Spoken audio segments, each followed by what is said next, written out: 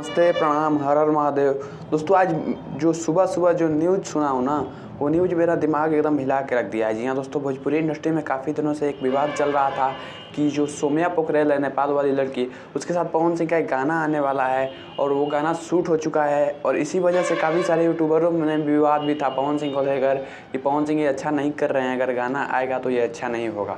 तो फाइनली आपको बता दें कि पवन सिंह की तरफ से ये जो है काम कर दिया गया है, वो ये रिपोर्ट छोड़ दिया गया है कि अब उस नेपाली लड़की के साथ जो है, सौम्या पोखरेल के साथ जो है, अब गाना नहीं आएगा। आपको बता दें कि जो गाना शूट हुआ था वो गाना अब फिर डिलीट कर दिया गया और उसके बाद अब सौम्या पोखरेल की जगह पे चांदनी सिंह के साथ पवन सिंह का एक गाना आ रहा है। जी हाँ दोस्तों, आपको बता दें कि पवन सिंह ने अपना नुकसान सह के, अपने दर्शकों के लिए अपना नुकसान सहा है और इस नुकसान को सह के अपने पूंजी को लगा के फिर से वो शूट हुए गाने को छोड़ के और फिर से एक बार नए गाने की शूटिंग की है, जिसके बाद जो है दर्शकों में काफ़ी पवन सिंह को लेकर उत्साह है कि हाँ, पवन सिंह अब जो है स्टार हैं, original power star Pawan Singh हैं।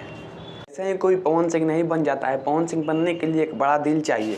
आपको बता दें कि शूट हुए गाने को छोड़ के उतना महंगा गाना जो है, वो काफ़ी ज़्यादा, जो शूट की फ़ोटो थी वो काफ़ी ज़्यादा महंगे सेट के गाने की थी, यानी कि पवन सिंह का शूटिंग में ज़्यादा पैसा लगा गया है।